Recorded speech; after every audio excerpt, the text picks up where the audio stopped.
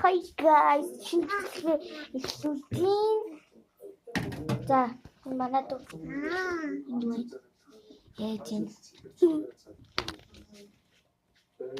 Ээж хоёр ямарч байгаас. Гэтэ ээж хоёр гэхээс илүү бит хоёр ямарч юм тэгээд ээжийг яг 50% дураагаад мөглөө тэгээд аавыг 50% байсан тий. Жиг зөө. Идэн. Хали гэртээ. Гэтэл онцгой байхгүй юу? Манай дэж гайхдаг шээ. Тэгсэр дээр хүчтэй.